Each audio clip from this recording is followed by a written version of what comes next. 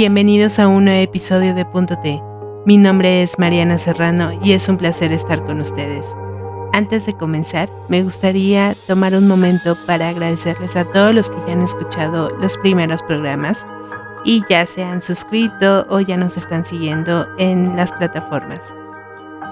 Y ahora sí, vamos a comenzar. En los episodios anteriores hablamos sobre los orígenes del término gótico, los primeros filmes y los realizados en la primera mitad del siglo XX. Si aún no los han escuchado, los invito a hacerlo.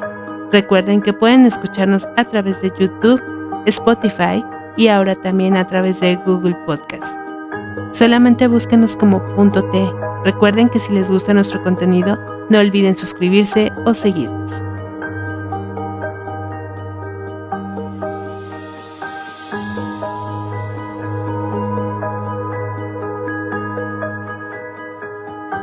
Una serie de películas, solo por mencionar algunas como Psicosis, El fotógrafo del pánico, La noche de los muertos vivientes, El estrangulador de Boston, La matanza de Texas, descubrirían un nuevo cine de terror, el cine de terror moderno, centrado en su mayoría en el ser humano como causa de sus propios horrores o en el terror realista, en contraposición del terror fantástico y romántico del ya antiguo cine de la Universal.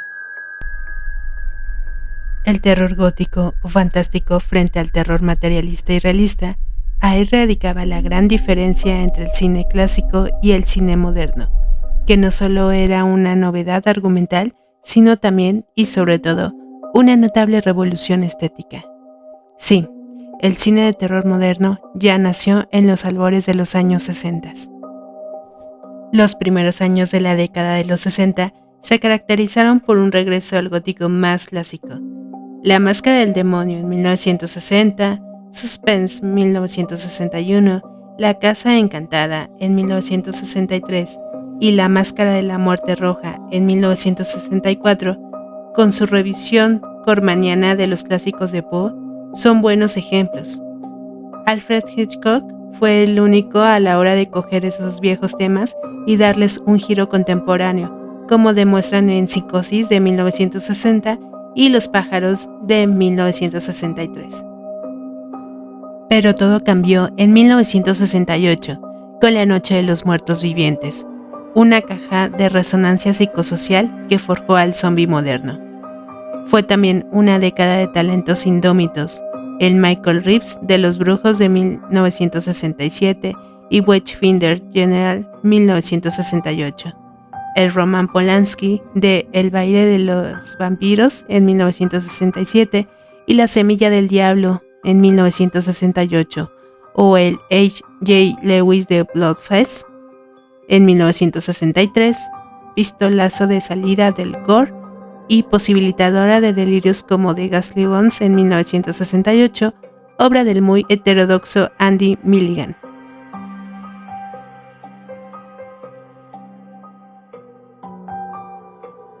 En la década de los 70 se observaría su reinado en todo su esplendor. También es la década de los blockbusters. 3 films marcarían definitivamente los 70, sobre todo de cara en la taquilla, con El exorcista en 1973, Tiburón en 1975 y La profecía en 1976, provocando secuelas, plagios e imitaciones a granel. La resaca del verano del amor nos entregó a Wes Craven, autor de La última casa a la izquierda en 1972 y Las colinas tienen ojos en 1977. Pero la gran contribución de la contracultura al horror siempre será La masacre de Texas de 1974 del afamado director Tobe Hooper. Además, La invasión de los ultracuerpos, Zombie y Halloween de 1978, así como Fantasma y Alien de 1979. En 1974, Estoy vivo compartiría la misma concepción de la infancia que la película de Richard Donner, pero Carrie, de 1976, nos demostrará que la adolescencia tampoco era mucho mejor. Acabamos con 2 joyas excéntricas de la cosecha del 77, Suspiria o la Sinfonía del terror onírico del maestro Argento y Hausu, película japonesa. Todos estos films marcaron el futuro del género, llegando a la década más explosiva, la de los 80s.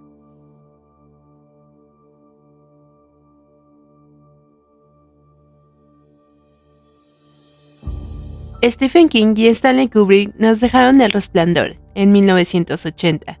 Otra adaptación memorable del rey del terror literario es La Zona Muerta, en 1983, que David Cronenberg dirigió justo después de introducir la nueva carne en nuestros cerebros con Videodrome, de 1983. Los 80 son la década del horror franquiciado.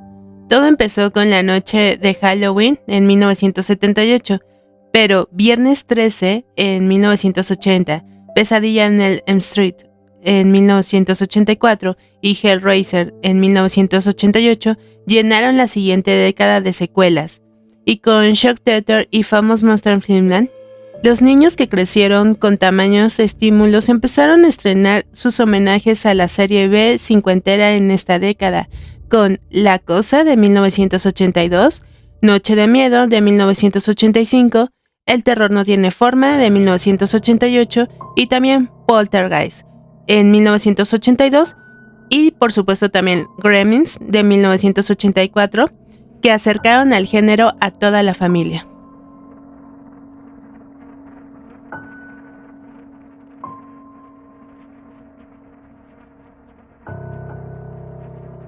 «1990. Llegamos a una de mis décadas favoritas personalmente. Por fin, el terror llamó a las puertas de la Academia de los Oscar, con El Silencio de los Corderos o El Silencio de los Inocentes en 1991, cuya responsabilidad para el género propició proyectos de prestigio como Entrevista con el Vampiro en 1994. Por suerte, David Lynch no olvidó que el objetivo del género no es tanto ganar premios y arrasar en la taquilla como provocarnos escalofríos. Twin Peaks, de 1992, y Carretera Perdida, de 1997, dos de sus grandes películas más radicales, representan el lado más irracional de una década que prefirió apostar por los juegos cerebrales de Cube, en 1997, o Scream, de 1996, unión entre el viejo Wes Craven y la nueva sangre que representaba el guionista Kevin Williamson. Su impacto en las salas tuvo un efecto colateral: el regreso del slasher, con Sé lo que hicieron el verano pasado, de 1997, y Leyenda Urbana, de 1998, como máximos exponentes. Japón pasó de homenajes y metalenguajes, prefirieron marcar el camino de la siguiente década con la seminal Ringo, en 1998. Por supuesto, no podemos dejar de mencionar a It o Eso, miniserie estrenada en 1990 que traumó a muchos. La ABC había adquirido los derechos de una miniserie televisiva, por lo que sería la primera película hecha para televisión, basada en el libro del mismo nombre de Stephen King. Cuenta con un remake ya hecho totalmente película en 2 partes. Hasta el momento, la primera parte estrenada en 2017 y el capítulo 2 en 2019.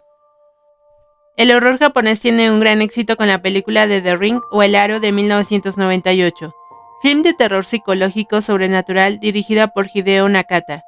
También tenemos que mencionar una película estadounidense que popularizó el origen del found footage, el proyecto de La Bruja de Blair, de 1999, y que dio lugar a las numerosas películas de este tipo como Actividad Paranormal o REC, ambas estrenadas en 2007, y Recuerdos Perversos, también estrenada en ese mismo año.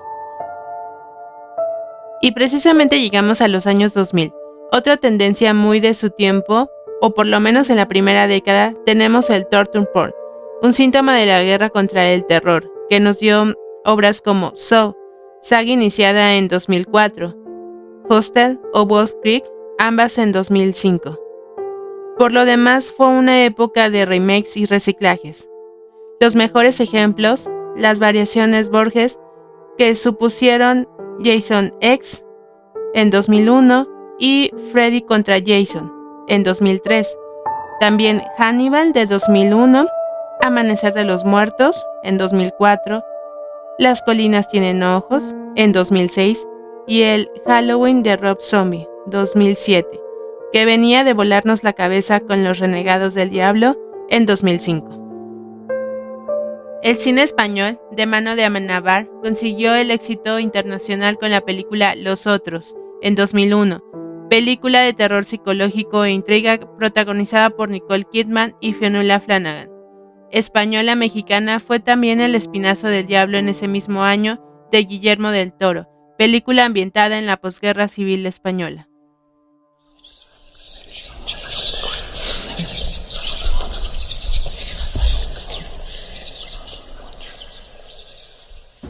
En 2010 llegaron otros formatos audiovisuales como la televisión, con la serie The Walking Dead, iniciada en 2010, o también por la parte de internet con Marvel Hornets.